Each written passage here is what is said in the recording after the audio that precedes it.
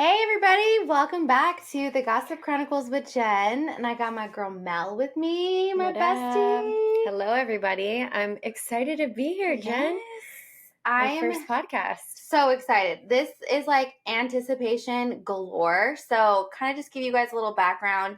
Me and Mel have been best friends for a very long time, since I think we were in 6th or 7th grade. Over 25 years. Yes, For sure. yes. Can't count. Her mom is like my second mom, and same vice versa. But really quick, before we jump into today's episode, I kind of wanted just to say that thank you guys so much for the continued love. I know that there's been like a change up here and there. But with the last 2 podcasts that have gone out, they've gotten such great reviews. So I just want to thank everybody for the loyalty and staying with me in this journey. And also I wanted to make sure that everybody, if you guys please run to wherever it is you listen to your podcast and definitely leave a review or some stars. You know, my girl would love it so that I can just continue to grow. And yeah, definitely please slide into the DM, leave me comments, let me know what you're interested in. But I kind of wanted to give like a pre-trigger warning on today's episode. Yes. Because we kind of went back and forth on this one in regards to like if we wanted to do it, and we definitely agree that it's like necessary. Needs to be talked about for sure. Yeah. So trigger warning to anybody who is very sensitive to talks about postpartum, pregnancies, miscarriages, stuff like that. We definitely don't want anybody to continue to listen if it's going to be upsetting to them. But moving on. So I kind of want to just let you guys know now. You guys kind of get the drift of where we're going. But we wanted to do something a little different and do something that I was calling the Tough Mom series. And that's strictly because I feel like me and you are like tough ass moms. Tough for sure. Yeah. But wait a minute. I want to go back really quick because I have to give you your flowers right now, Jen. I just want to say before we start this, I am so proud of you for how far that you've come in this. I know how much work goes into this because we talk every day. I mean, if you've seen our voice notes, like it's all day, every day, 8 hours, 10 hours, whatever, of just notes. And I know how much goes into this. And I know that you've been working so hard. So I just want to give you your flowers because you've been killing it. Thanks, Mom. You haven't missed a episode. You haven't missed a week. No. I can see that your heart and soul is in this. So I just want to give you your flowers because my girl's killing it and this is going to go big. So just like she said, make sure you tune in. We need a 5-star review on Apple, Amazon, whatever you're listening. Amazon. I know. I do. Yeah. Amazon Music. There you Wherever go. you're listening to this, I need a 5-star review for my girl. Let's get her out there. She's fucking killing it. Can we cuss? Yes. Okay, cool. She's fucking killing it. So let's just continue the love. So yeah, I appreciate that. You may have it back. I just had to give you your flowers. I appreciate that. There does go. It's a lot of work, so it's been fun, and yeah. So we're gonna jump right in. Let's go. And again, trigger warning to all of people who are sensitive. And I just want to pull up our notes because we have a lot. When we discussed about like what we were going to do for our first actual like topic, you know, me and Mel have grown up together and we've had I wouldn't say like a tough actual childhood, but in the sense It was tough. Because like we still had fun. And I know that, you know, our parents struggled when we were kids. I know my mom worked like 3 jobs and I know her mom was a hustler as well. It's definitely a struggle. So both of us, it's like a shout out to our parents, because now that we are parents, I feel like we can totally feel what our parents, or I want to say our moms, you know, and no hate to my stepdad, because my stepdad is the one who raised me. He was there for me through a lot of things, but I think in this, just because we're both moms, it's easier to talk about our moms. So it's going to be like the direction we're going in. Yeah, absolutely. We would just want to bring it up because we feel, again, people say this all the time, like, this isn't talked about enough, and our experiences of being moms and being working moms are completely different, but very valid and very things that we should probably be talking about. So we're hoping today to get out our experiences. That way, if one person is listening, it's like life-changing. Like, hey, that's me too. Yeah. Absolutely. We hope that it touches you, because Definitely. we're going to be going into some stuff. So, well, and that's what's crazy. So like me and Mel, we definitely would call each other and be like, this is my rant for the day. Tell me your rant for the day. And I think what it is though too is I can't even tell Mel enough how we complain, and it's like, I only have one kid. She has two kids. And it's like our parents had four. There was four of us. There's four in her family, four in my family. And I'm like, how did our moms do this back then? And there was more of us than there are in our household. So it's definitely like eye-opening as well. But I know that I'm going to start off with Mel's situation just because I have one child, which you guys know, and Mel has two beautiful boys. And I kind of just want to like let her tell her story about her pregnancy journeys and her struggle with postpartum and how she navigated through that. So definitely tell us everything. Okay, where do I begin? Okay, so I want to start back because I know a lot of women have issues with this, and it's actually conceiving and getting pregnant. So I had met my husband, and we very soon knew that we were going to be together forever, and I wanted to start a family. I was about 31 when I met him. So I was like, okay, my clock is ticking, which adds a lot of pressure, and definitely. it's so hard when you meet your person and then you're like, well, I want kids now because my clock is ticking, because society makes us think that our clock is ticking, and then it adds stress, and then I think that kind of hinders the conceiving process. Yeah, that was stress on it. Like instead of like the fun baby making that you think you're supposed to go into, it's like you're stressed out because it's like, okay, time is ticking.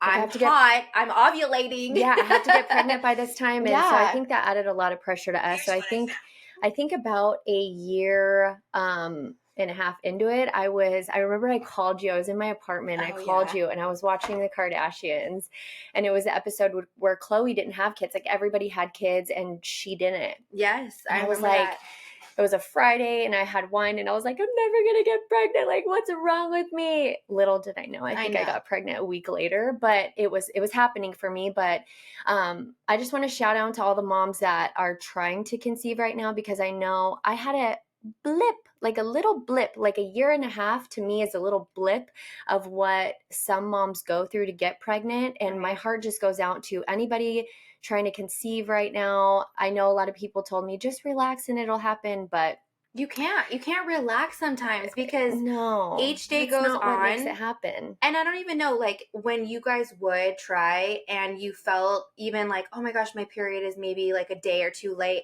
Like, would you go run out and go get like pregnancy tests? Absolutely, 100%. And then they were like negative. So then it's almost like you're heartbroken. And then, oh, okay, well, we got to try again. Month after month, I remember taking a test, because it wasn't like Mike and I were tracking our ovulation. I wasn't like, I'm ovulating today. Like, it wasn't like that. It was just kind of like we were having sex all the time. Yes. And so it was like, there's no way I can't be pregnant. Like, there's no way. And then I would be a day late on my period, and I'd run every Friday. I feel like I went to the store, or every month on Fridays, I would like go to the store and get a test. I'm like, this is going to be the time. Mm-hmm. And then it didn't happen. And it was such a huge letdown. And I'm like, what's wrong with my body? Is it the way that I'm eating? Is it the way I'm living my life? Am I whatever I'm doing? So it was like tough to conceive. So anyway, fast forward, I just had to say that because my heart goes out to anybody trying to conceive, because it's a very tough thing to go through. So that's where it started. So after a year and a half, like I said, we weren't tracking our ovulation or anything. It just kind of happened. What they say, like, fell pregnant. Yeah, which, you felt the hormones. Yeah, so I remember Mike came home and we were in a little like studio, like little tiny apartment, 1 bedroom, not studio. It was just small and quaint. And he came home and I had like the test wrapped up, and because I wanted to do something like super cute. I always saw in my head, like, I'm going to go to Target and get like a onesie or a book or something.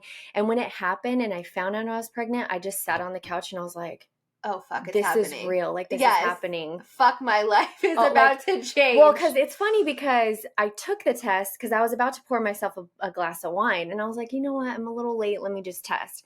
Sat on the couch. I remember, never forget. I was eating chips and salsa and I was just like sitting there watching some trash TV. And like, anyway, took the test, came back, sat down, went back inside. And I was like, oh my God. Like, I knew it. You knew it. Yeah. I'm like, I'm pregnant. Like, I'm pregnant. And it took me so long. You even called me. You called Did me. I? Yes. And you were like, what are you doing, Mel? You need to get out. Let's go do something. And I was like, I couldn't tell you because I hadn't told Mike yet. Oh, I think I remember this. Yes. And she's like, you need to get out of the house. You need to go do something. It's Friday. Just have some fun. And I was like, I can't even think straight. I remember just like whatever she said, I was like, okay, whatever. So anyway, Mike comes home and I just literally took the test and wrapped it up in toilet paper and put it in a present because me being pregnant was a gift. Yes, okay? heck yeah. So I gave it to him and he was like telling the story from work and he's like, so anyway, like what happened at work? And I was like, can you just open the present? Hurry it up. Like, the anticipation. So he opened it and he was freaking out. It was great. So that's how I got pregnant with my first. And then I had him. Fast forward, that pregnancy was like easy. I mean, when you don't have another kid to take care of, your pregnancies, like for me, I felt so loved. I was like, I felt beautiful. I felt glowing.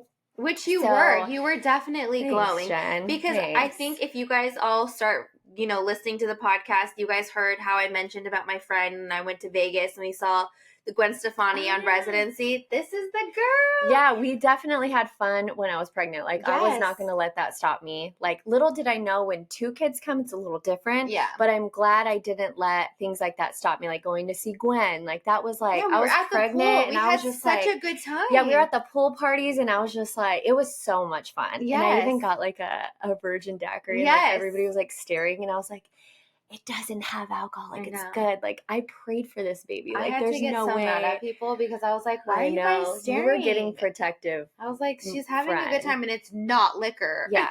Like, relax. It's fine. But anyway. I feel like most people's journeys, the first one is always different than the second one. Yeah. The first one was cool. I was like cruising. I was like, this is great. Like, I'm pregnant. Like, cool.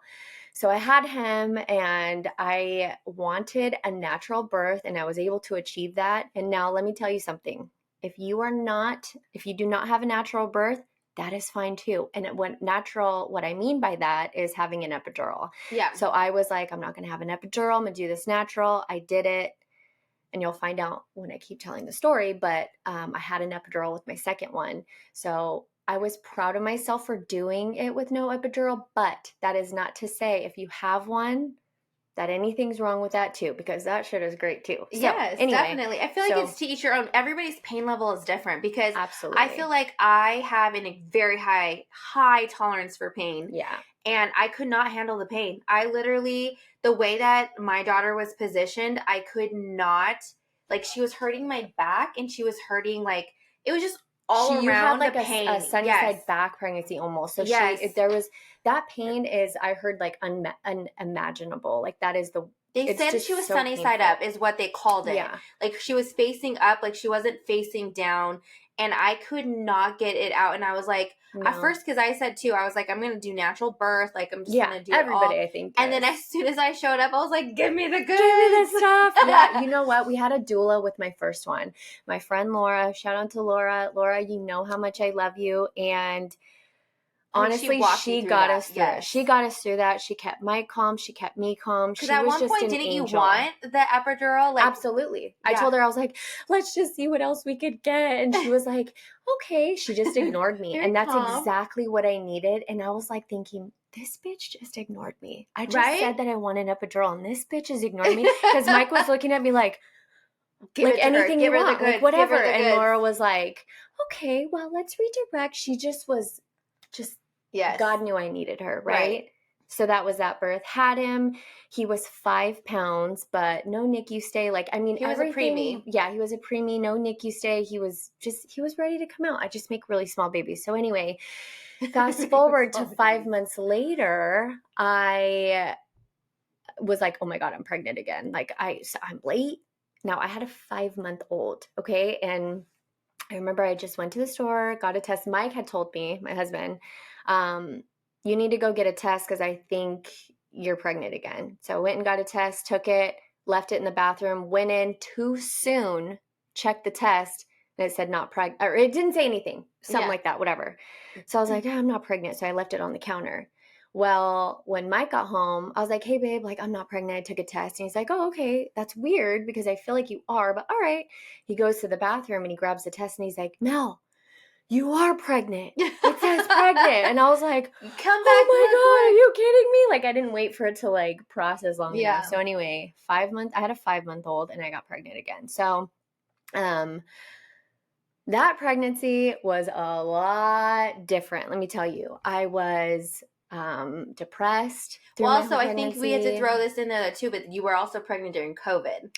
So I feel like that also had something to do with your version of pregnancy versus your first one. Yeah. Because we couldn't do shit. You couldn't go anywhere. You couldn't like relieve stress and go take off to Vegas again. Yeah. No. Well, my little one, COVID hit when I had him. So we were already hunkered down anyway. Right. So I'm like, what COVID? I was not worried about COVID. Okay. I was not like, I would run out to get toilet paper and be like a little hunter for my family, food, wherever. My mother-in-law would call me and be like, we got some stuff at Aldi. That's her favorite store.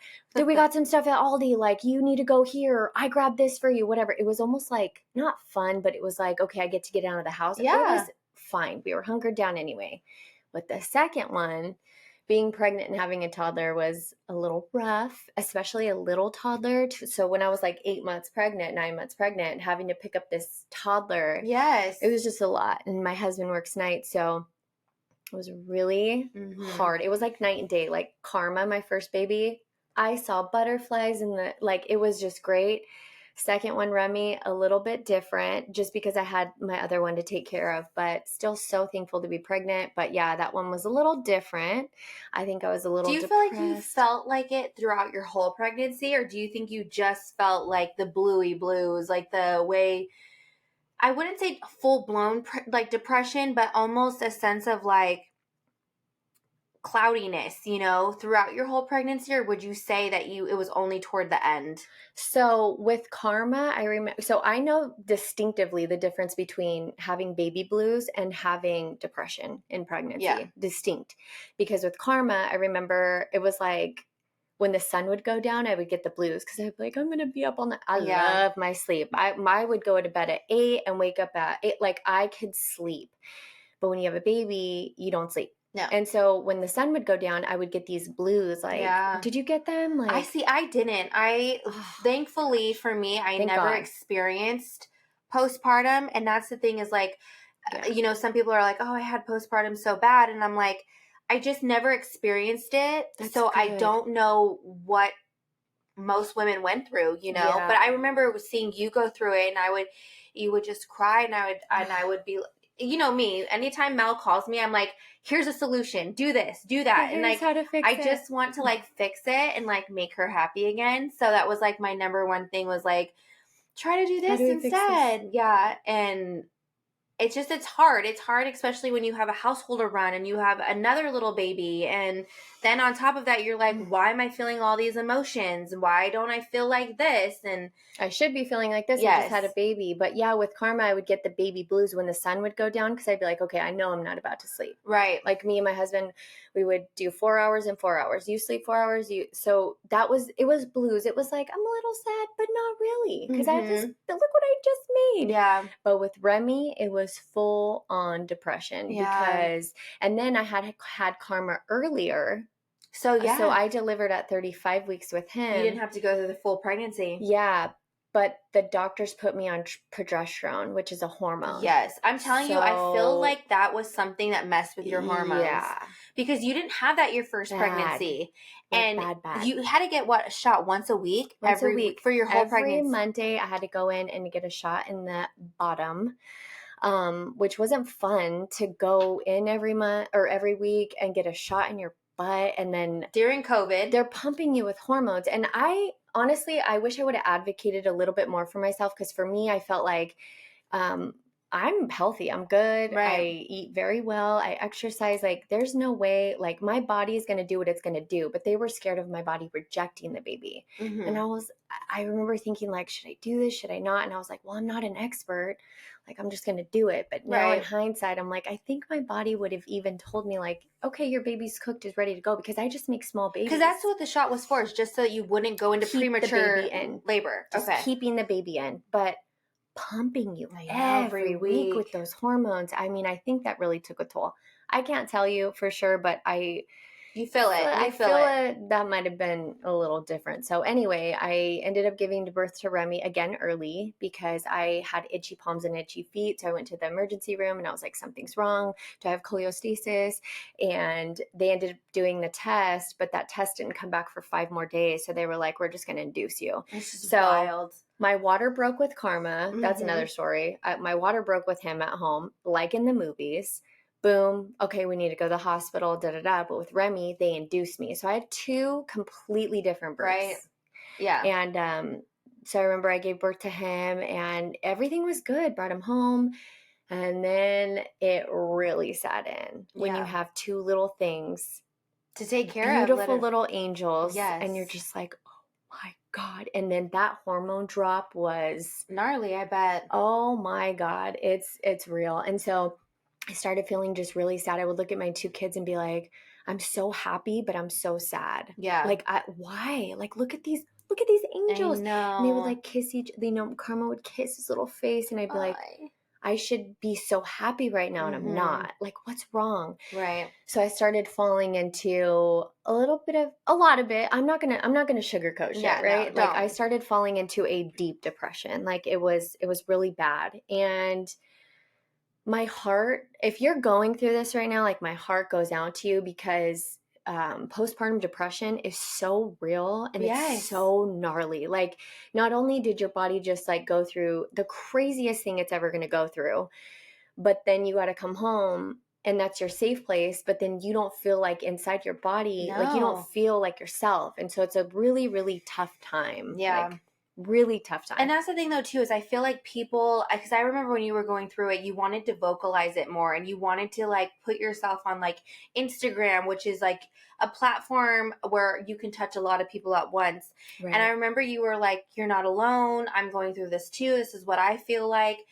And I feel like it's so important because here you are, Remy's 3. Yeah. And it's almost like you're finally feeling okay to talk about it. You finally feel out of, those woods. Yeah. But it's like, why don't we talk about this more? Why don't we hey, are you good? I heard you just had a baby. Are you feeling any kind of postpartum? Do you need anything? Yeah. And I get it that some people talk about it. Some people don't. Some people are very private.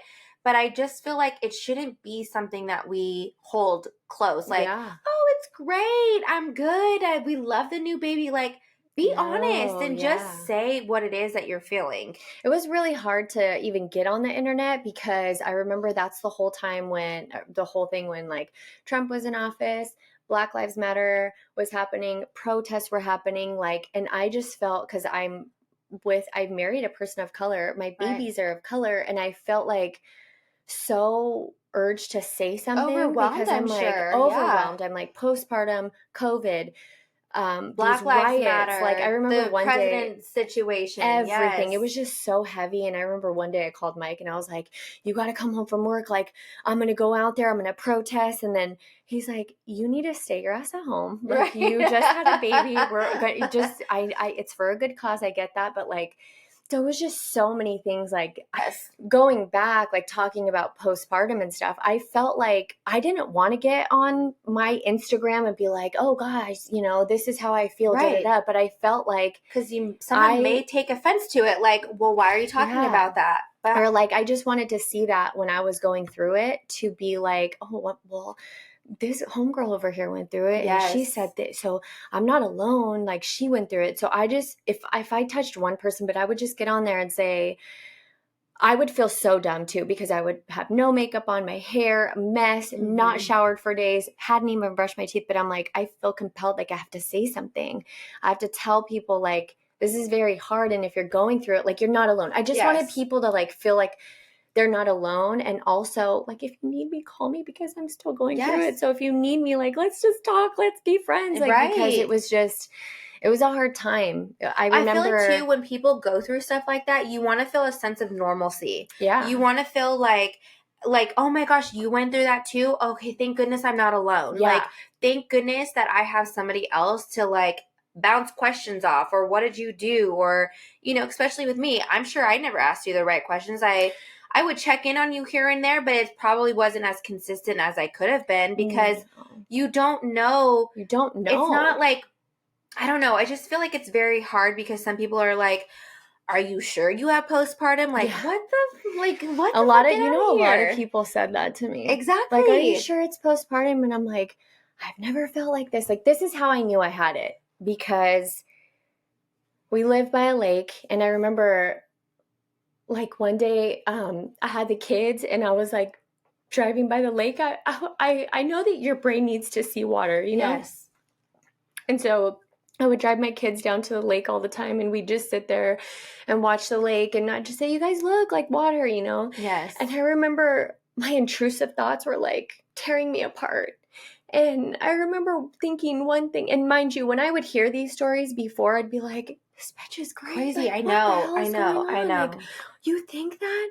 And then when you think that, you're like, oh my God. But I remember one time we're sitting by the water and I'm like, damn, when Mike gets home, if I drop the kids off and I'll come back and I'm just going to drive into the water. I know. And leave my seatbelt on and keep all my windows up. And then my family wouldn't have to deal with me. So they would be better off. They can get the insurance money. Like, my brain went to these craziest and that's places. The thing, though, too. My family's going to be set. My miserable self will be off the planet. So there solves that. Like, your brain just goes to these crazy places that, like, it would never have gone before. Never. And the amount of years that I've known you, you've never, and I mind you again, and that's why I said in the beginning, we've been through some shit. Yes, you were a cheerleader in high school. I did sports, but we went through some shit in our lives, but never would I say that we were depressed because of what we went through in our life. Happy ass kids. Yes. Like, took lemons and made lemonade. Fuck. Yeah.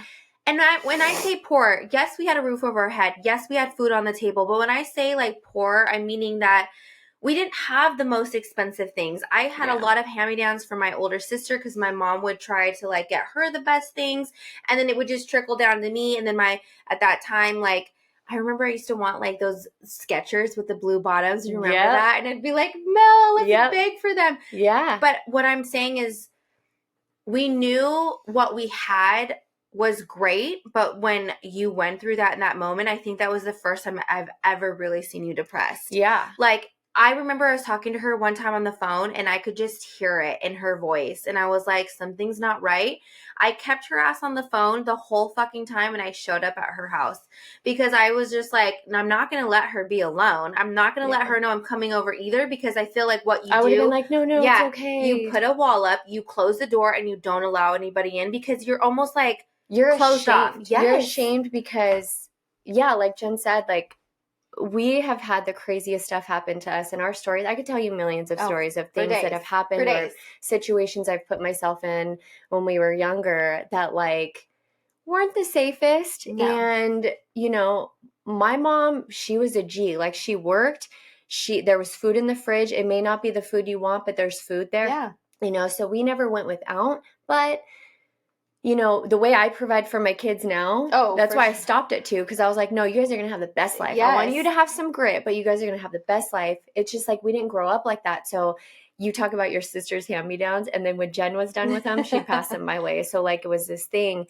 But yeah, we always made, you know, lemonade out of lemons. And this is something that literally, like, I learned about mental health. I learned about taking care of yourself. I learned about these thoughts are not you. I mean, to come out of something like that, you have to, you're Deep 6 dive feet into your, under, yes. and you have to dig your way layer by layer out of the trenches. And I just remember I would look up, like, why do I feel this way? Like, what supplements can I take? Like, what can I be doing? So I remember, like, yoga, one was like, yoga, grounding yourself in the in the earth with something every time, like, and then opening your windows and getting sunlight in, like, I could go on and on about that stuff. Eating healthy, like getting your magnesium in, like all those things, like just to kind of pull yourself out of that. But yeah, it's a very dark place. And yeah, Remy's going to be 3 in January. And I finally feel like I'm that bitch. Yes. Like, I went through this and I'm coming out, and I'm that bitch. Like, she's stronger. You're stronger. I learned from it. Yeah. And do you feel, though, at all, do you have,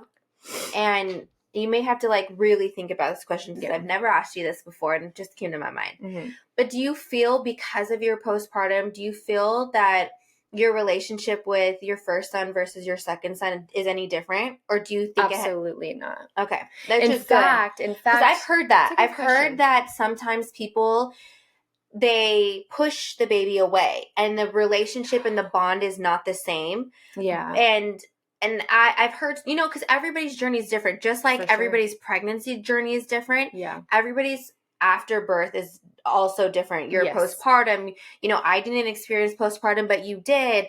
It's just very different. So it's almost like, I have heard that the relationship can be different.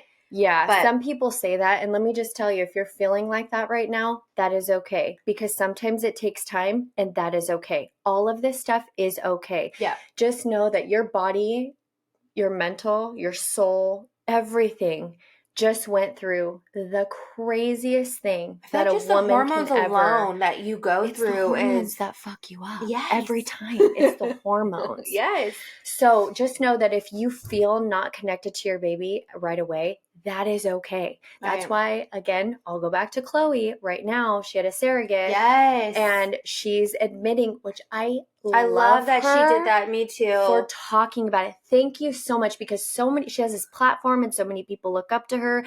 Thank you for saying, oh no, my life's, not, oh, my life's perfect. Like, no, I'm having connection issues, because that's okay. Because she didn't carry the baby naturally. And that's like something, we got to hear the baby's heartbeat. We got to feel the kicks. Yeah. We got to feel your belly grow. And I can only imagine the difference. Like, you're watching someone else. It's almost like your friend who got pregnant, and you're like, congratulations, I'm going to go to. Just watching it. Yeah, it's like, it's different being an outsider. Absolutely. And you know what? I applaud her.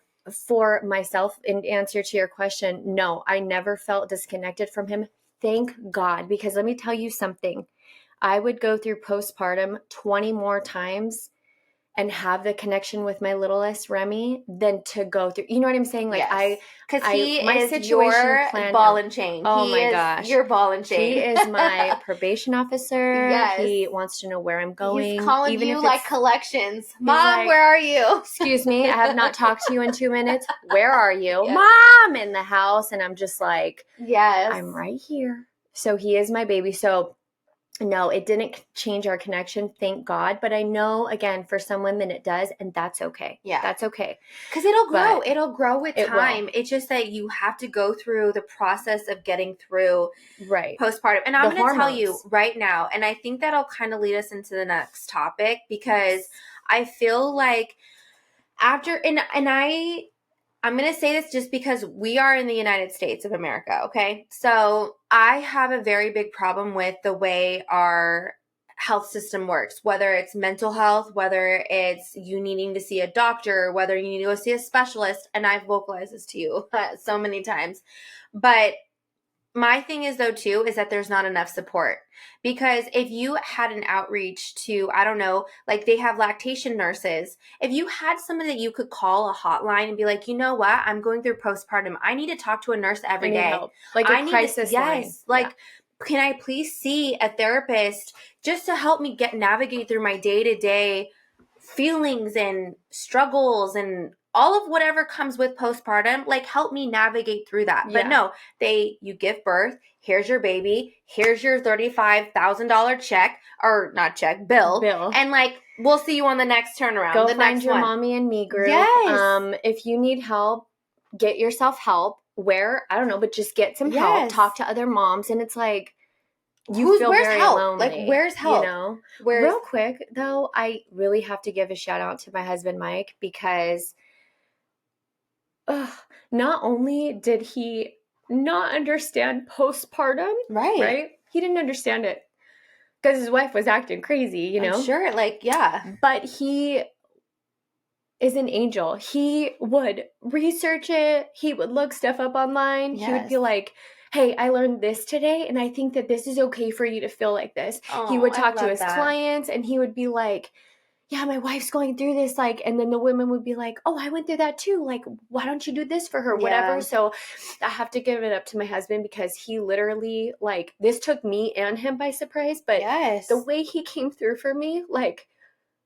I love that man. Yeah. I love him so much. And I just have to give a shout out to him because I know. Because the men go through it as well. They go through it. They go through it. And it's very sad because the way I was treating him wasn't bad, but it was like, I was just irritable. I was like, don't talk to me, or, you know, whatever. And that affects the husband as well, the boyfriend, whoever's in the house, the dad, you know. And I know, again, some women don't have that. And I just want to tell them right now, you are amazing. You're a superhero. To have to go through that something like that by yourself is mind-blowing. Yeah. But I feel like it's a part of everybody's story, and you're going to be that much stronger because of it. Mm-hmm. But yeah, real quick, I had to give a shout out to my husband because he pulled me out because he loves me. He did not give up on me, which I think a lot of people do, and they're like, I'm out. Yeah, like, because I'm sure, kids, like, that's the thing that I feel like as we age, we don't recognize that there are stress levels on both sides. Yeah. And I understand, you know, as a mom, before you have kids, it's all about the man. You're loving on them and giving them gifts, serving, and being sexy with them, and sexy time with them. And then you have a kid, and then, like, boom, it's like, sorry, husband or boyfriend, you're in the back. Out the window until a certain time that you can bring it back slowly. Yeah. You know? And I think majority of it is just the fact that most men feel neglected, and then you're being rude to them. You're being an asshole. Because, and it's not necessarily right. No, it's just like you're out of body. You're you have skin hanging. Your boobs that were up here are now at your belt buckle, and you're just like, oh my God. And then your belly, and then everybody, it's just, you don't feel sexy. So it's like, but like your man tries to make you feel sexy, but you're like, I know you're being nice, but I don't feel sexy. But they try. Oh like, my it's gosh, just, I'm going to give a shout out to all the men that have to deal with that, because that's hard, because they're not in our brains. Like, we are going through it, but they don't. Go like they're not here, so they don't know. No. Right? And that's I think the hardest part is just what women go through. And I think just if there are no kids, just aging naturally is hard, you know, because you no longer have tight skin, you no longer have that flat stomach. You're like, why do I have an extra roll right here that wasn't there last year? What the heck happened? Yeah. It's just a sense of, like, aging, and if you have the right man, they won't even. Thank you. I was just going to say that, because let's talk about aging real quick. Yeah. Okay? Let's talk about it. I remember you and I used to be like, all right, when we're older, we're going to get Botox, and we're going to get all these surgeries, and we're going to do this and that and that. But my perspective in the last couple of years has changed so much. I'm just like, you know what? Like, I see these women on Instagram, and they're tatted, and they're like, they got their short little hair that's like gray, and they got their little scarves on with their purse, and they rock life. Oh, they rock life, and they're just like sexy and wise, and that's my new goal. Yeah. Like, I'm like, Botox is cool, yeah, but my hands are going to stay the same. My hands already look like 80-year-old hands. So, like, I can't, this isn't going to match. Right. Like, I have to just be me. Right. But, like, I feel like a woman with, you know, so much, like, life is just so sexy to me. Like, the knowledge, like, you just change, I think, as you get older and have children and stuff. See, and that's the thing, and I think it's okay. My problem is because, so we're approaching 40, okay? So everybody don't know I'm not gonna.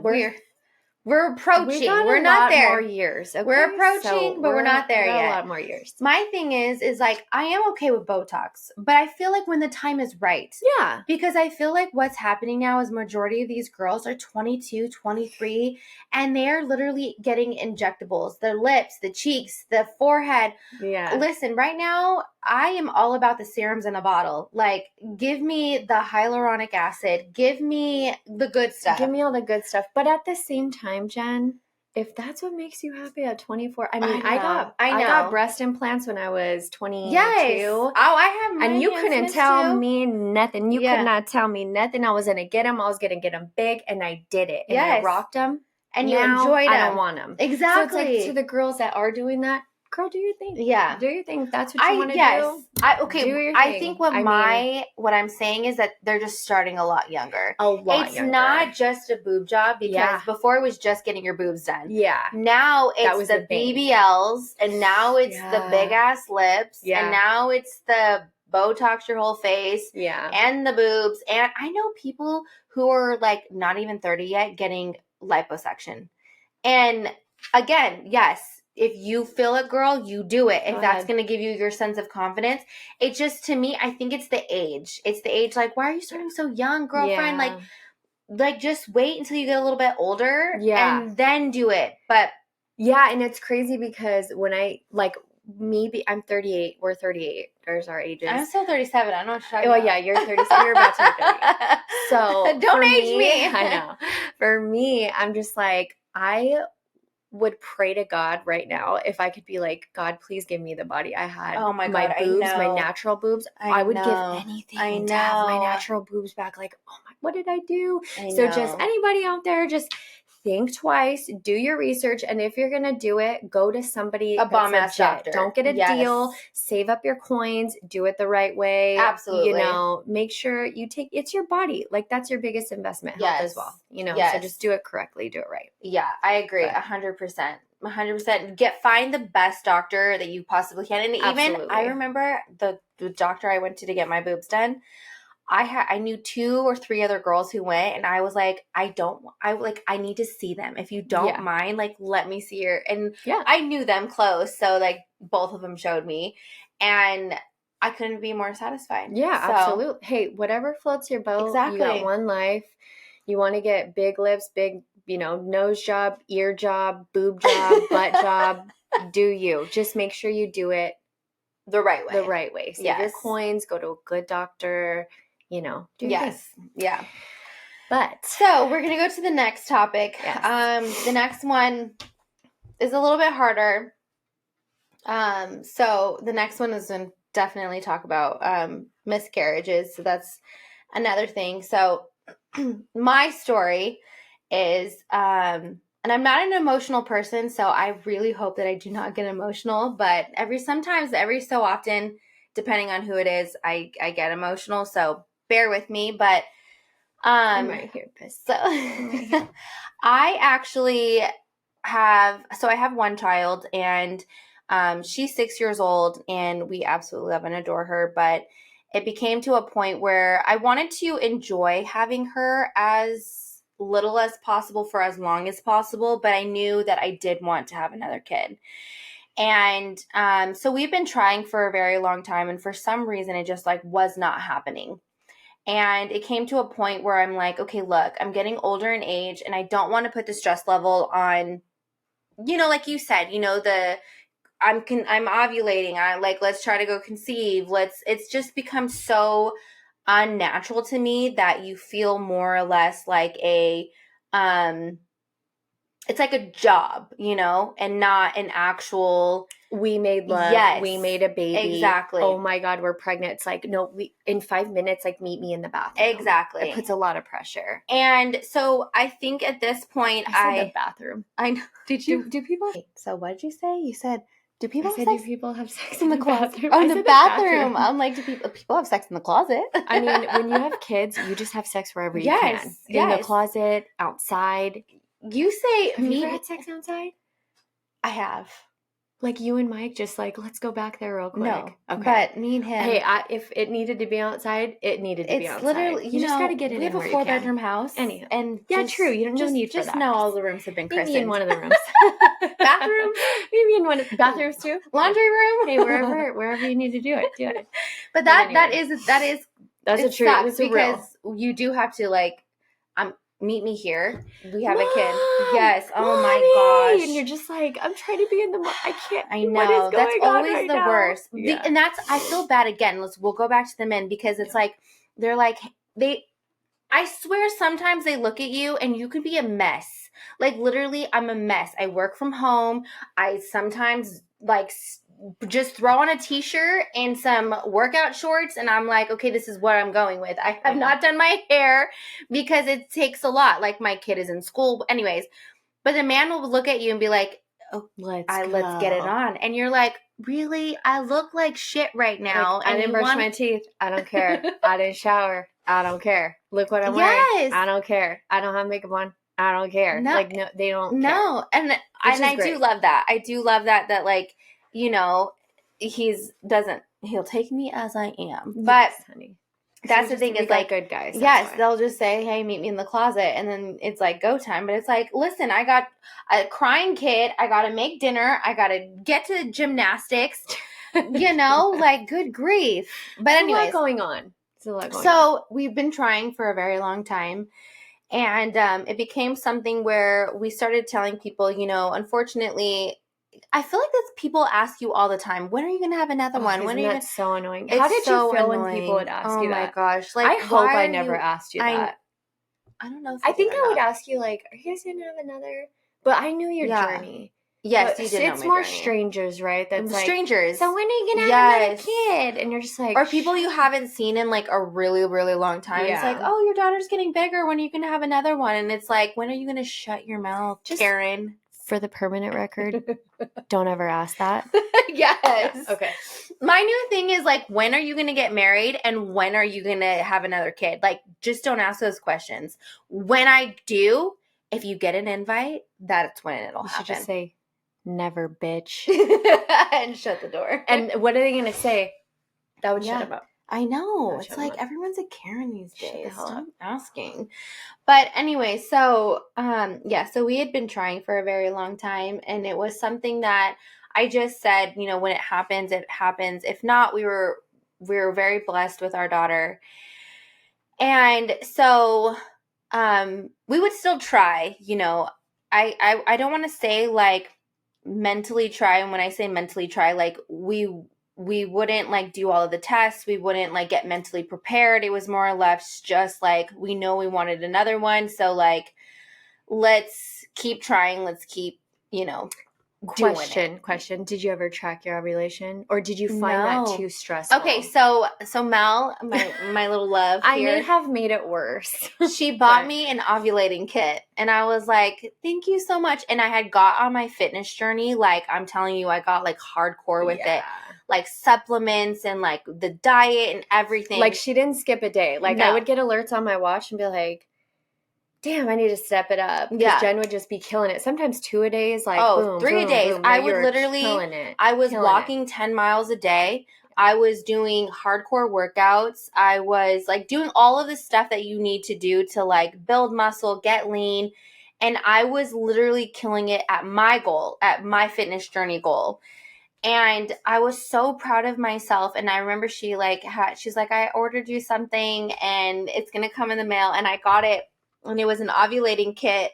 And I was like, oh man, I don't know if I want to start this right now just because like I'm already on one journey. I think mentally I just was not there yet. Like I wasn't really sure if like. I'm sorry. No, but that's okay. No, absolutely not. No, Mel, no. And that's the thing is there's never a good time. That's, you know, some people are like, when they do ask you, hey, when are you going to have a kid? And you're like, oh, after I get out of college or after I take this last trip to Thailand. Yeah, like and planning. It's like, don't just do it. This is what I think it is a lot too. You have to base things on people's character. If they're a good person, like myself. Like, it would be like me asking you was like, hey, like, Yes. I care about you. But when You you know get where the it's people coming that from. come in, like the distant friends that they pop in your Instagram every once in a while, like, when are you going to have another kid? That's when it's like, shut the fuck up. Why are you asking me that? Yes. You don't care how I am in the day-to-day, so why are you asking me that? So it's like, you have to really, that's where people's character comes into play when they're asking you things like that. I feel like it's a big one. And that's why when you did send me that, it wasn't like I never took any kind of like offense. Like, I think you were just being helpful and like, and I do remember because you're like, use it if you want, if not, like whatever. Throw it away. Yes. Throw it away if you don't want it. Yeah. And then, so I remember it pretty distinctively. I remember that we were, like something just wasn't sitting right with me. Like I felt weird, but I was like, no, I can't be. And then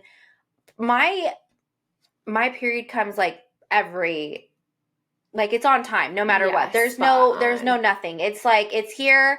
We're good. All right, we're done. Okay, cool. I know when it comes, I don't have a missed cycle. I never am late. I'm never like, oh, okay, like it came a month late this time. Like, no, it's always accurate.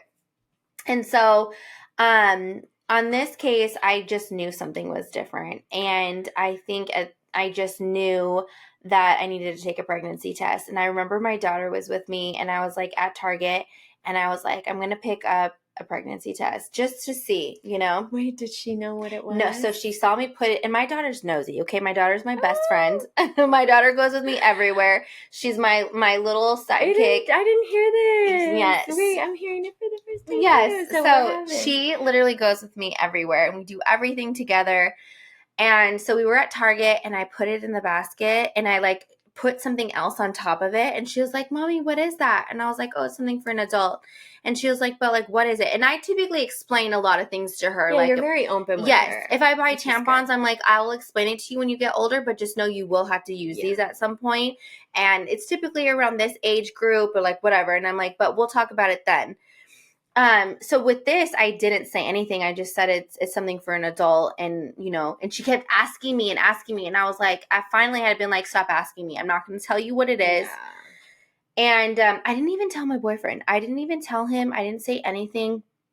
And so I get home, and I remember I was like, I'm just gonna do it to myself. I've never heard this story, so I'm hearing it for the first time. I'm stoked. Okay, keep going. My thing is I bought two. I bought one that was digital and I bought one that was non-digital, like your old school lines, right? And so I go into the bathroom all privately and I use both of them pretty much. And I'm like, okay. And so I got the digital one that says like no 7 days before or whatever, like no 7 days sooner. One. Yeah. Like first response. One. Yes. And so I remember, I used both of them. And mind you, because I know how regular I am, I think I acted too soon. I think that's what it was. And so one of them came back and it said no, and the other one said yes. So the digital one, talk about a mindfuck. Yes. So the digital one was the one that said pregnant. And the other one, are the ones that are the most accurate. Exactly. Oh my exactly. Gosh, yeah. So so one said no, right? And that's the thing. It's weird because I still have a picture of it. And my boyfriend was like, it's very faint, but it's there. Like it says yes. And I'm like, no, it says no, because it would be very prominent. But that was just my mind, you know, like your, I think, HCG level and like how far along you are. And so I remember the one that said pregnant. I remember he was in the shower and my daughter was standing right there. And I go to the shower and I put it up against the door, and I even hesitated. I was like, I don't know if I'm going to say anything. And I just put it up against the door, and he was like reading it, and he was like, you're lying. And I was like, I'm not. And he's like, you're lying. And I'm like, where would I get this? Yeah. And he was like, that was from when Amelia was and I'm like, no, they run out of batteries, you weirdo. I'm like, no. I was like, I don't even know where that one is. And I'm like, no, that's not it. And he kept saying, you're lying. And I think because like we were trying for so long that it was like so out of like nowhere. And It's I remember, hard to believe. yes. Yeah. And I remember my daughter was like, what's happening? What's happening? And he was like, are you going to tell her? And I was like, no, not yet. And he was like, just tell her. And then because there's the three of us, we're very close. We do a lot of things together. We are very tight. She sensed a vibe. Yes. And she was like, just tell me, just tell me. And I told them both at the same time. And I was like, Mommy's going to have another baby. And she was so excited. Like, I can't even tell you how excited she was. And it was just an overwhelming feeling because I remember my boy Mike got out of the shower. We both have mics. Okay. Two so mics. My mic, her mic. We always say my mic whenever we talk about him. But the thing is like, he got out of the shower and he was like so happy. And I told him, do not say anything. Do not tell anybody until we go to that first appointment and we make sure everything is good first. And I told him, I swear to you, I'm not going to tell nobody, not my family, not Mel. And like, she's always the one that I would tell first. So I basically tried to keep my mouth shut as much as possible. And I remember I didn't even know. So there was 2 slip-ups. I will tell you, Em had 2 slip-ups and you were not one of them. But wait, did she knew? She knew she outed me. She knew when you guys came to my house? Yeah. Yeah, she knew then. And she didn't out me then, which is crazy, okay? So that little smart girl, yes, she didn't say anything. There was 2 places that she outed me. She outed me once, and this was like a week later, so I only knew for a week.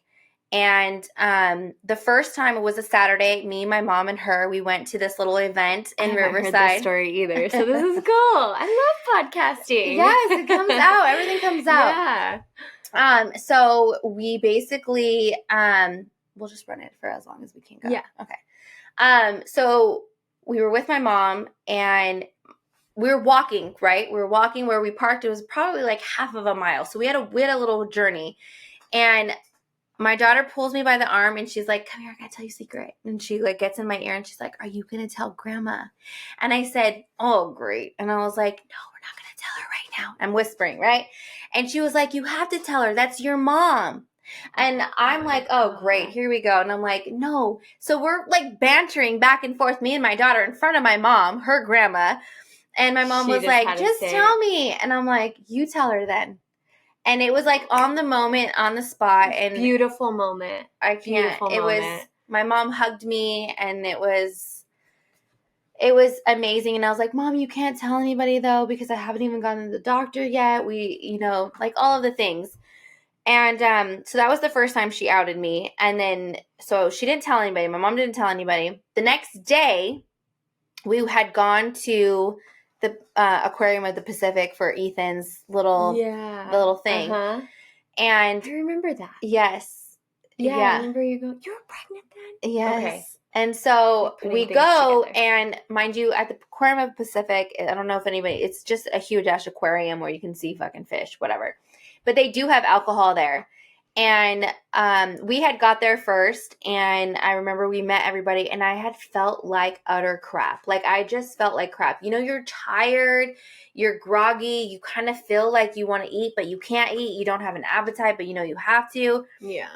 And so I went, whatever, and I think I was like, I don't know. I don't remember what I had said. I said something, but we were getting food, and they were all getting drinks, and then all of a sudden, they were like, why aren't you drinking? And I was like, I've got a really bad headache, which I did. I did have a headache. Sure. You weren't lying. Yes. And then my friend's sister was talking to my daughter, and they were talking about sharing something. My daughter had something in her hand, and she's like, well, one day if you become a big sister, you're going to have to share. Was it Delia? Yeah.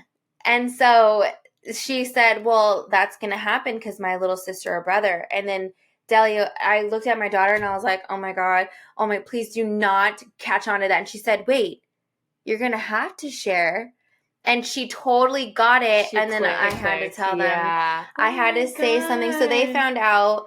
But those were the only people that knew at that point, because I didn't even tell you yet. I know. I didn't tell you yet. I didn't even know. And then which I get, because I'm so dramatic and I would have been over the top, and it's just, so it was better. Well, I ended up having to tell my brothers and sisters because my mom, my mother, if you're listening, I don't remember exactly what happened, but there was a situation where basically I had an event coming up, and I like to drink. Well, I used to like to drink.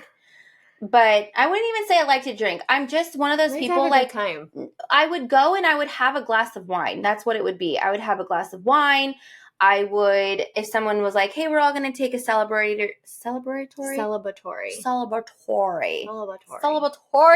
shot, I would be there. I'd be like, okay, I'm game. Let's go. I'm down. Let's do this.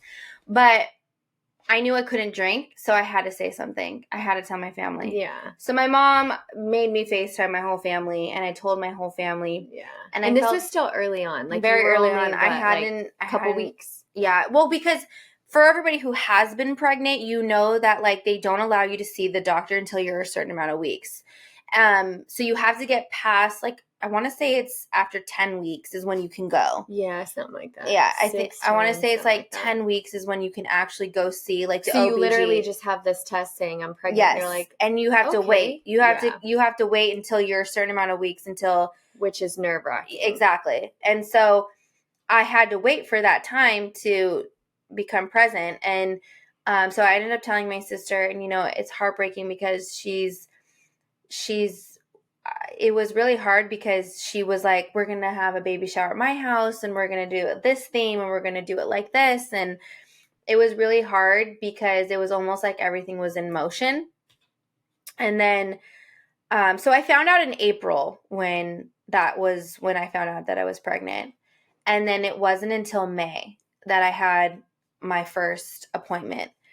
And I already knew that something was off. And here I am, so excited. I bring my man, I bring my daughter to the first appointment. But what did you know? What did you think was off? Like, what gave you the first signal? Like, well, it wasn't until like I got on the table with her, and they are about to do the ultrasound, the vaginal ultrasound that they do. It wasn't until then, like that very moment, that I knew. What hit you though? Because when I was pregnant with Amelia, and I had, when I had seen the first ultrasound with her, it was different. Yeah. It wasn't the same. The visual of it was just not the same. And that's where it was hard, because it was almost like, please, doctor, tell me that it's not what I'm seeing. It was like you wanted her to give you that ultimate expert advice or expert knowledge, and that wasn't the case. We were, when I was pregnant with Amelia, you ultimately heard her heartbeat right away. Yeah. And with this, it wasn't like that. It wasn't that same, oh my gosh, moment. It wasn't. And so she said, and I think she tried to sugarcoat it for me, because she was like, she said, I think it's just too early right now. And I already knew at that point that that's not the case, because I already knew from when I took the pregnancy test to where it was. Like, I am the person, like, I use my phone for everything. I have the health app on my phone, and I log every period I have. That's for religiously. Sure. Like everything. Sleep, eat, I log my food, I log everything. And so I knew from when my last period was to where I was and how many weeks that was. You're already on it. I already knew. So she was like, okay, well, I think it's just, too early. And she was like, I feel like what's going to need to happen is that we need to give it another week. And unfortunately, that week did not happen, because I had an appointment, I think Tuesday, and that Sunday, I ended up miscarrying. And unfortunately, it was on Mother's Day out of all days. So I think that was even harder, because here I was trying to celebrate like my daughter, and I know Mother's Day is supposed to be about me, but it was more like still a celebration. Yeah, like it's just this big celebration for all of us, because she is what made me a mom. That was what we were doing.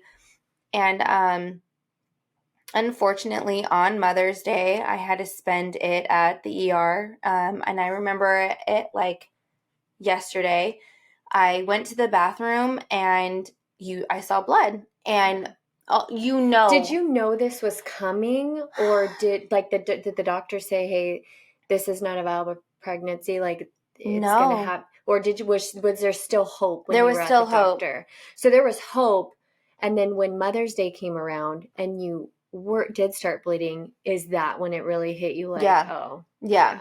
Because that was the thing, is that like I still felt all of the same hormones. I still felt the same tiredness. I still felt everything like your normal pregnancy did. I felt it all. And that was the weirdest things. Like I remember one day I went to go get a pizza. I got a spicy pickle and I got juice. But you love pickles. Oh, I fucking love me a good pickle. Good pickles. A spicy pickle especially. But that was the thing. Pickles. I took a picture and I sent it to my boyfriend, and he was like, you're definitely pregnant. Yeah. 100%. And he's like, you're definitely pregnant. Yeah. And, I think what it is like, it was so hard for me because there wasn't a lot of people. I think I had told on accident, like maybe 5 people. And those 5 people, I think that it was only a circumstantial reason why I told them. I had told my guy best friend, Michael. I had told his sister because we were at their baby shower and they were popping champagne and I couldn't drink. Yeah. And so I had to tell them, but I didn't tell the whole party. I had only told Michael, and I had told his his fiance and then his sister. And so moving forward, it was like these people knew that I was pregnant, and so it's like you have to go back and think about all of the people that you told. Well, you called me and said, hey, Mel, like, I'm pregnant. And I was like, what? And then you're like, but, and I was like, what? Like, because when you said that at first, I wanted to like jump up, like, because I know your journey. And I was like, oh my God. And then in the same breath, it was like, but. And the only reason I didn't tell you was because I wanted, totally cool. For one, my main thing was I wanted to have that ultrasound. Yes. I wanted to know you were safe. Yes. I wanted that ultrasound of when you not only hear the baby's heartbeat, but you also you get an ultrasound of like the baby where they are on their growth. For sure. And for me, it wasn't solidified until I had that ultrasound. Total normal thoughts of anybody getting pregnant. Like I have to see it. Yes, I had to. And again, majority of the reason why, and I could have told these people I didn't want to drink because I didn't want to drink. Like it was nobody's business, but they know. A sense of like, especially the people that I did tell, I've known for a very long time, and they are somewhat close to me. Because if it was flipped, you would have been like, oh no, I know you. You'd have been like, let's go, YOLO.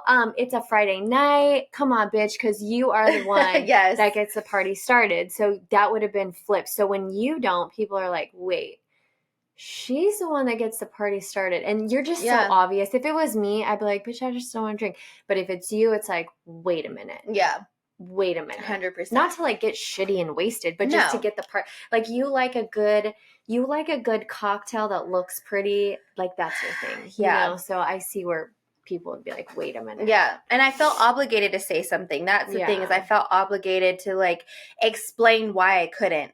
But anyway, so yes, I unfortunately experienced a miscarriage on Mother's Day, and it was very hard. It was very difficult, but I feel like the aftermath of that was where the journey really started, because you went through it. Like it wasn't just a miscarriage. Let me get through this and get my thinking back. It was one after the other there were so many things that happened after that.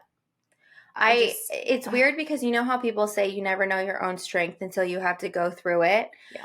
The amount of times that I've cried during this whole process is something. And she doesn't cry ever. No, I'm a cold-hearted person. I used to cry a lot. Cry when it means. Like, I'll cry for a sad movie. You cry when it's when my feelings are really hurt. Shit. When my feelings are really, really hurt, and I am completely devastated, is when I cry. And that's not like everybody has their own way of emotions. I am not somebody who likes to cry in front of people. I feel like it is a very, very vulnerable time. And unless A, I truly love you, or B, I'm truly, truly heartbroken, is when you will see me cry. Right. So with this situation, I was obviously heartbroken because we had been trying for so long. And it becomes a point where, like you said, in your journey with postpartum, or even not even postpartum, when you were going through trying to get pregnant, it's almost a sense of like, what's wrong with me? What is going on? Yeah. Like, all of the things. And when I miscarried, a lot. Like you have guilt. You're like, this is my fault. I did this, this, and this, which you make these things up in your head. It's not even like fact. It's just like you reach for things that you can blame it on because you're like, it has to be this. It has to be because I drank this time. It has to be because I took plan B this time. So now it's blocking me. Like these are all thoughts that you have. And it's so unfair to us. Like it's so unfair to have to carry that. Well, with me, when I had the miscarriage and they confirmed everything, because they were like, I'm telling you, when I went to the ER, it was such a traumatizing situation because he was like, they drew my blood and he was like, I'm really confused because your levels are so high. You're still on the very pregnant range. Like it's still showing so high. He's like, but I had to do an ultrasound. And when I tell you, when I did an ultrasound, it was for like 15 minutes, which typically you don't have to do an ultrasound that long. You get that baby's heartbeat, you take a picture, and that's probably good. Yeah. They went from all different angles, up, over, around, under, every single angle you can think of. And the whole time I'm sitting there thinking like, this ultrasound lady technician, please tell me, like, do you see something? And they can't. You're just looking into her eyes. And I'm like, you're a woman, I'm a woman. Yeah. Please give me something. Say something. And she couldn't, But it was so nerve-wracking. I had to wait for everything to come back. And when he came back, he was like, you have experienced, there's nothing. There's no heartbeat. But your pregnancy levels are still high. And he's like, please go see your OB. And so I went. And, unfortunately, there was something there, So it's not like I was far enough to give birth, but at the same time, you have to do the next steps. And unfortunately, I had to have a D&C, but nowadays, they now have a pill that you can take. And some people may know about it, some people may not. Some people may have had a D&C, but back in the day when it was just for a procedure. Like you go and there's a procedure, but now they have other options. They have a medication that you can take. And me, I don't like to take medication when I don't have to. I don't like if I have a headache, I'll ride it out as long as possible. If I'm sick, I'm like, okay, cool, let me go eat some pineapple and do some home remedies. I'll fight through it. So with this situation, when she was like, you would have to be put under anesthesia and we would go in and it's a procedure, everything. And I was like, I'm not going under if I don't have to. Yeah. I'm just not going to do that. And I would have to have a driver take me and I had to have a driver pick me up. And I just don't do well under anesthesia anyways. So I just didn't want to do it. So I opted for the medication.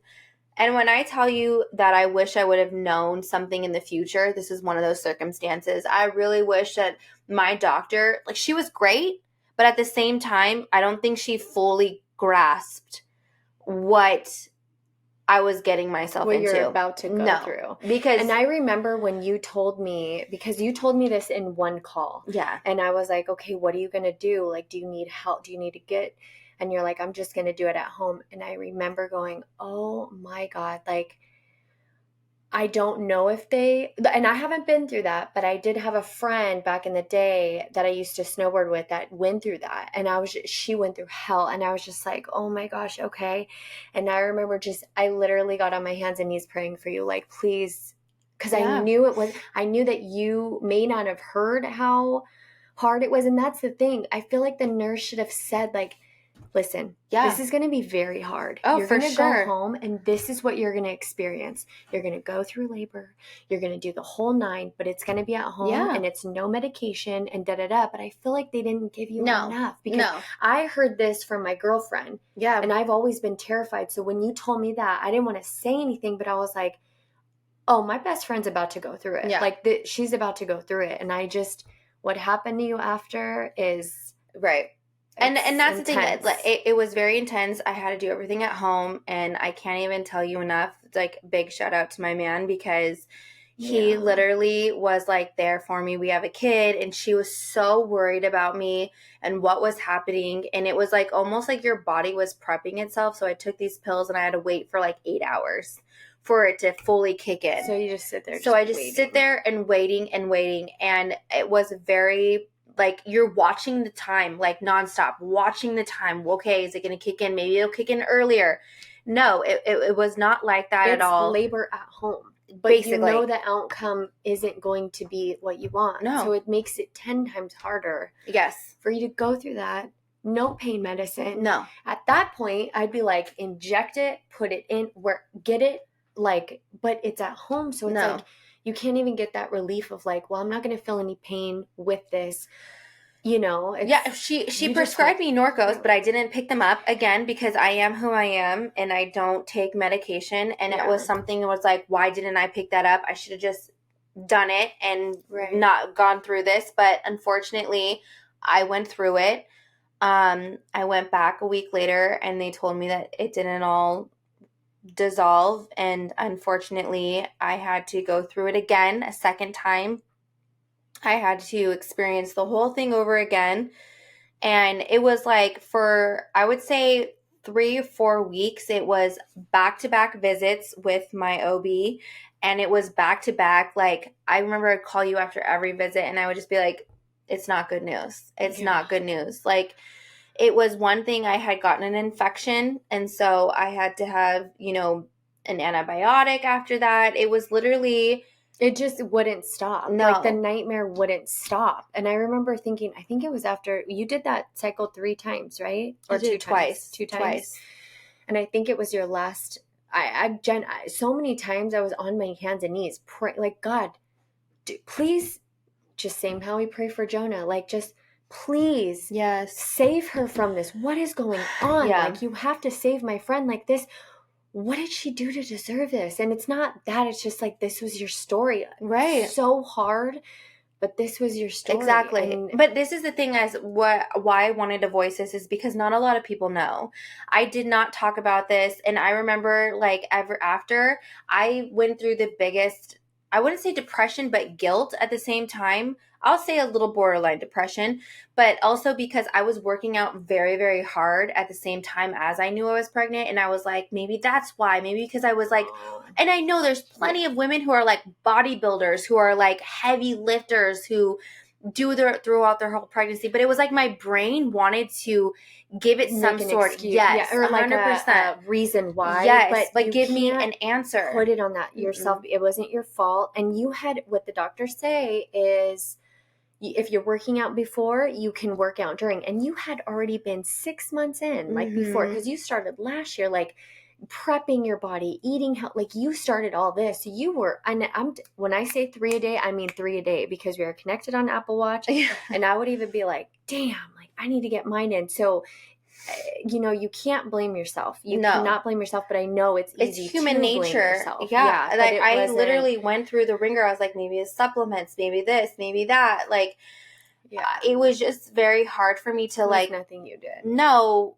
And this is my ultimate goal. Why I wanted to talk about this is because I can't even tell you. There may have been, out of the 5 people that I told, I want to say out of 3 of them were like, I experienced it as well. I went through a miscarriage as well. And I want to make, like, we need to talk about this more. Absolutely. We need to discuss this as much, because I had no support system. And I'm not saying that in a negative way, like, but I'm feeling, because it's such a very vulnerable topic, a very sensitive topic. It's very like, what do you say? What don't you say? Who do I tell? Who am I going to offend? It's very hard to say like who I felt comfortable telling. 'Cause even with Mel, just because I know she's sensitive and I know she cares about me on like, family level, that I was like, I have to tell her, but I don't want to tell her. And on that too, I remember I didn't say the most helpful thing, but I want to explain that. And I haven't explained that to you. And so this is why her talking about it is so good, because it brings awareness and it brings up the conversation. The more you hear about it, the more you can deal with it or support a friend that's going through it. And I remember one of the first things I said to you was, oh my God, like, okay, well, you can try again. And that is something you don't say. I remember I got off the phone and I was like, I'm never nervous around you. Like, you're my dog. Like, you're my sister. Like that. And when I got off the phone, I was like, what did I say? Oh my God, I didn't say the right thing because I've never known anybody besides my other girlfriend that went through it 15 years ago. Like, I was like, because in my world, I would have fallen apart. I would have got depressed. I would all this, but I wanted you to know in that moment, like, it's not the end. Right. Even though it felt like that, and it wasn't. Sister, my own sister, say it right. She was like, you just know that your body works now. Your body works. It still works. And it was but your sister loves you. So she said that because she's like, okay, well, you know, we're all on the same page. Like, this isn't the end. And I think that's where, I can't speak for your sister, but I think the heart of your sister and my heart, that's where we were coming from. Yes, absolutely. But it probably didn't come out. Like, I remember, I just was like, there's no right words. That's the thing, is that people don't understand. Like, even someone who did go through it, they've also said those same things. It's almost like it goes back to character, though. Of course. You know we have good character, we love you to death. Yes. I mean, Maria and Ray, those are your sisters, but I'm like your best friend's sister. So it's like, they care about you. Like, that's like blood. Yeah. And so it's like, how do you explain it? Like, we just love you so fucking much that it's like, that's what came out. But we love you and we have good character and we care about you. But anybody else saying something like that might have been like, wait, what did you just say? You know, so I think that comes into play again. It's almost like when someone loses a family member, you don't know what it is. No. Nothing you can say can take away the pain. Nothing. No. And I think that's the hardest part, is because you want to talk about it, but again, you don't want to offend anybody. And for me personally, like, I remember I stopped working out, and it's still, even to this day, it's so hard for me. Like, I have not been able to find my groove again, because I don't even know. I don't think I'm fully over it yet. I'll be completely honest. It's going to take time. I feel like what happens is women go through these things, like in this case, my miscarriage, and it's like, okay, you're done. You go back to work and you're on, like, nobody acknowledges that. Like, you can try again. So just like, get back to life. I literally lost something that I had in my body. I was growing a little being. And then all of a sudden, like, I got to jump back into, like, being this employee. Everything like, else. You know what I mean? For everybody else. It's almost the sense of, like, can I even grieve? Like, can I take a moment? Like, now the medical side is over. Like, I'm done going to the doctor. I'm finally done with, like, everything's out of my body. But, like, my mental, like, I need to cope with what just happened. Like, and then on top of that, people are like, okay, try again. Can I get over the fact that, like, I just went through this situation? And again, it goes back to our healthcare, and it's like, there is no time for our mental health, whether you're going through postpartum talk, how fast did you have to go back to work after that? I only had a week off. Your boss was calling you like, okay, well, your work. Like, can you give me a second to mourn the loss of something I had in my body? You know, like, can you give me a minute? Right. But no, she's like, hey, when are you going to come? Really? Like, that's what it is, really? Like, that's what pisses me off the most, is that you can't take an extended time to just get your mental right, and just, like, not even right, but, like, enough to function throughout the day. Like, but it's going to take time, Jen. It's going to take a lot of time. And I think you saying something on this podcast is so brave. Yes. I want people, this is my main goal out of all of this, is I want us to be able to talk about it more. I want us to be able to us women say, like, I went through that too. I'm going through that as well. And not be so hush-hush. Secretive. I have had the people that do know have constantly, like, looked out and, like, hey, it's been a month, or it's been 3 weeks, or I had people send me flowers. I had people send me a bottle of wine, or I had people who, like, sent me cards. And listen, I'm not here to, like, collect all of those things, but it's good to know the ones that did. Yeah. That I was something that they thought about even after the fact. And that's something, even with postpartum, even, like, going through, your child has something going on, like a health issue going on. Let's talk about it.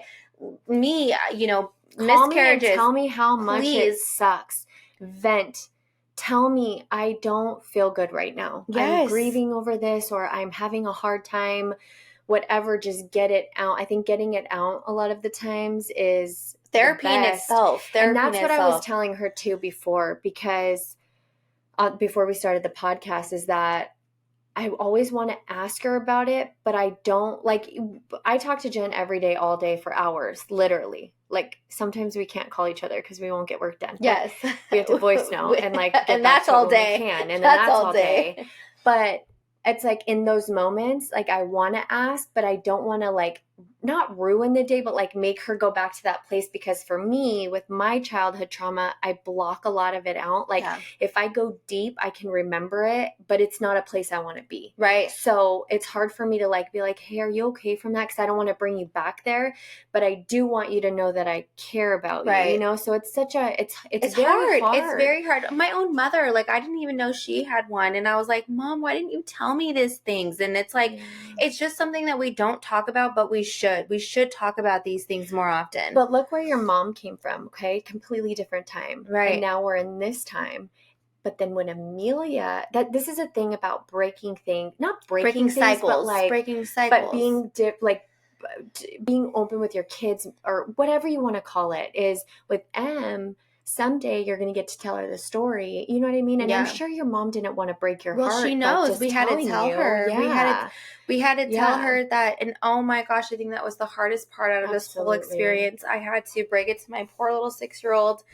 And she literally could not understand that there was not going to be a baby brother, baby sister. Like she could not understand it.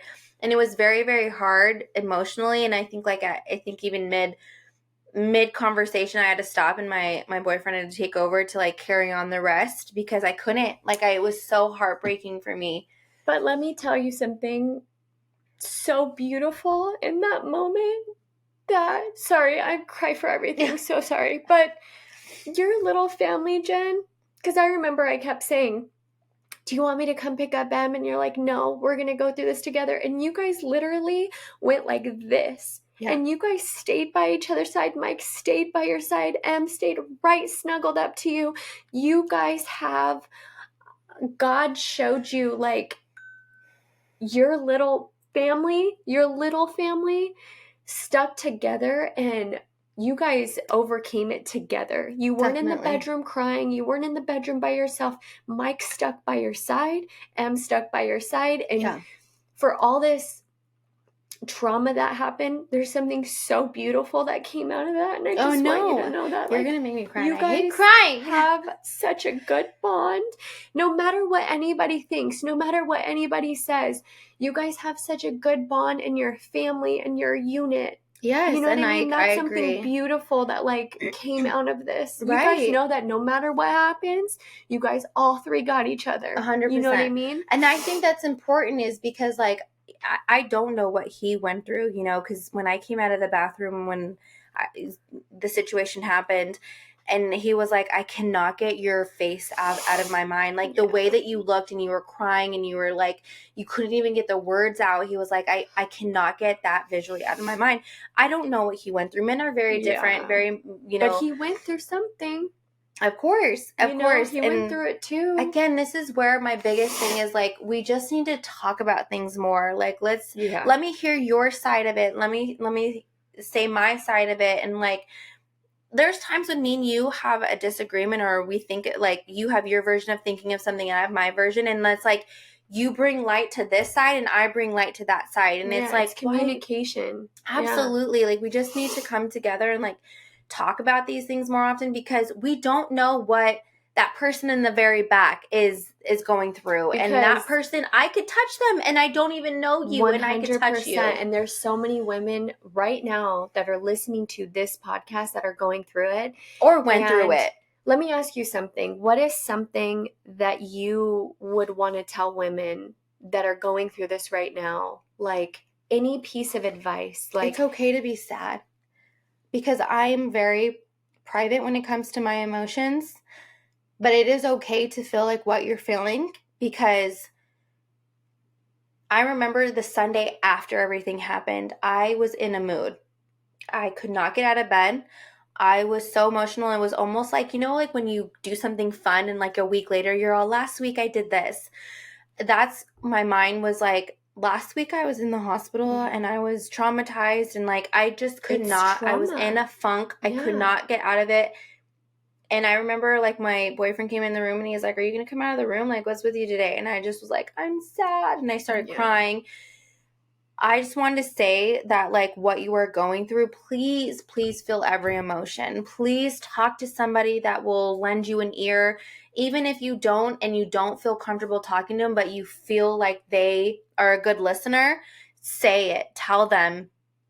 And voice what you're feeling, and even don't be scared. If you don't have somebody to talk to, just write it down. A journal, even a blog. Like if you want to go on a post, like I'm very big advocate of writing things down, getting the emotion out, and then throwing that piece of paper away. I do that a lot. Like I feel something and I write it down, and then I'm like, okay, cool, it's out of my brain. I'm going to throw the paper away. For sure, and it helps. But I just feel also that, again, my number one thing is I'm always so scared because the world we live in now is so judgmental. I just need to express that being vulnerable, and especially in this situation, losing, like, people don't understand, like, you lost something. Just because I may have not had as big of a baby bump, or I may have not gotten to my last trimester, I didn't actually give birth, I still lost something. Absolutely. I still am grieving something. And again, I feel like if you're not ready to go back to work, voice that, get on a leave of absence, find help groups, talk to people, and fully feel with what you're going through, because I feel like some days I shut it out and I pretend it didn't happen, but it did. It was very much real. Like, I can't tell you, my whole situation has changed. Like, it's very hard for me to work out again, and I think it's just because I'm not mentally ready. I've gained weight, some of the weight back that I've lost, and like I even, that was a depressing thing, because I was like, I got to my goal weight, I was seeing muscle, I was looking leaner, I was, you know, feeling better, I was getting to that 10th mile, I was riding my bike harder, and then now it's like I took 27 steps backwards. Yeah, but I think that everything in life, like how I look at it is, your story is already written for you, and nothing you're going to do is going to change it. It's going to keep writing out. But I think you learned so much through this. You learned your own strength. You learned a lot about your family and the fact that you guys are a strong freaking unit. You know what I mean? And definitely. One thing I do want to tell you is, you may be 52, 62, 72 and still feel this. Yeah. Like, you may still feel this. I agree. That's okay. You just know that you have like a little like bundle. You know what I mean? When you get there. Yes. And that's beautiful too, if you think of it like that. Oh, for sure. What I mean? Like, you have something up there that's gonna be watching over you. And I agree. I couldn't agree more. When you get there. Because that is something that I've said often, is we lost a dog that was very close to us, you know, Mike's dog. And when all of this happened, I said, Jules is going to have somebody to play with now, you know, because Jules and Amelia, they loved each other. And Amelia often asks about, where's Jules? I wish Jules was still here. And so that was something that I did say was, you know, now they have each other. And that's beautiful that you said that, Jen. You're so good with words when it comes to Em. You really are. You're so good with words with her. And you explain things in the most beautiful way to her. She is the best mama. And don't ever forget that. I love you. I love you too. Listen, we're going to wrap up this podcast. There's going to be a part 2, because we did not mean to talk this long, but I just felt we together felt like these 2 topics were something that we really needed to express, because we are, I would say we're feminists, but at the same time we love our men. We're girls, but we love a good dude. Yeah. I remember I was walking on the treadmill, and I called her and I said, Mel, we need to talk about it. We need to say it. I feel like on so many levels, because my head, like, on some days I'm good and on other days I'm not. And that's okay. Like, my journey is still fresh. And I'm trying to get back to where I was before. And, you know, it's hard, but I know my journey is not over yet. And I will get back to my fitness journey. But right now I'm on a mental journey. And I even called you the other day and I was like, I'm on my health journey. I went and got a physical. I'm doing all of these things to get like my internal body, my mind, everything else working properly, because that's another thing that I forgot to tell you before I dip out. I want to make this very clear. Another hard struggle for me personally is not only did I lose the baby, but at the same time you go through the postpartum things, which is I lost some of my hair. So your body like stops as well generating like how you were before. Yeah. And I think that's the hardest part is like what your body goes through, you know, it like I was pregnant and then I wasn't. And then I went through the after birth hormones, which is the losing of your hair. And any woman can tell you what that feels like. But it's worse for you because you didn't have that baby bundle of joy that was like staring back to give you that, you know what I mean? Oh, it wasn't. When I lost my hair with. See that little orb? Stop what it. was that? I don't know, but don't do that. You're gonna make me cry. Stop. That was crazy. Play it back. If you're watching this, run it back. So it's harder. It was harder for you for sure, because that gives you like the little dopamine that you need to get just. But let me tell you something before we dip out. You are strong. You are brave. You are a good freaking mom. You're a good wifey girlfriend. Wifey, pretty much. You run your household. You have a full-time job. You're a hard worker. This was a learning experience, and you just continue to amaze me with your strength. So just keep it going. You know what I mean? Thank you. You're doing a good job. I want to say this is kind of why this podcast, like, something so important to me, because like right after it happened is when I got this podcast going, and it almost turned into like my baby, something I nurtured, and it's very important to me to keep it going. And I just want to say, basically, girlfriends, we are here for each other. We are 100% open, and even I have an email address on there if you want to send emails and talk about your journey and talk about what you went through, your postpartum, your pregnancies that are like mine and ended up becoming miscarriages, or your own birth stories that maybe were a struggle for you. Please reach out to me. Even if you want to share your story, because we're going to have to do a part 2 on the second half, because we didn't even get through all of the things, but this is how it goes when I talk to you. We go on and on. We can talk about one subject and then trail and then be like, wait, you go back. I call you again? Yes. Many more podcasts, because let me tell you something. We grew up together, so the stories that are in these vaults are hilarious. So we got plenty. You're going to hear from us. Not all of the stories are going to be sad. This is just something we wear on our sleeve and on our hearts. And so we definitely wanted to talk about it, because I think that's been one of our biggest struggles in our lives, is what she went through, what I went through. So please, please, please use us as an outlet. Please, if you feel safe, please send me a message or comments, or if you want to send me an email. This is going to be something super exciting, because this video is going to go on YouTube. So we will open it up. My first YouTube video. So I'm honored to be a part of your first YouTube. Many more to come. Yes. This is the podcast room, and it's going to be set up. Yes. We're getting there. We're getting there. So I know that I can reach more people. And this message, let alone, was so important to me. So this is going to be the first YouTube. And definitely, please, please, please, I cannot beg you enough to go on to wherever it is you get your podcast, and please leave reviews. Please leave stars. Say it really quick? Say what comment, like, subscribe, turn on your post notifications for every time Jen uploads a video, honey. You will get a notification. Please leave a 5-star review on Apple Podcasts, Spotify, wherever you're listening to this podcast. Let's get my girl going. Let's get her viral. Let's do the damn thing. Peace and love. That's all it's about. Peace and love. I just want to thank Mel. So she will be back. We're going to do a part 2. So please stay tuned on the next episode. We love you, dude. Why did I just do this? Peace out.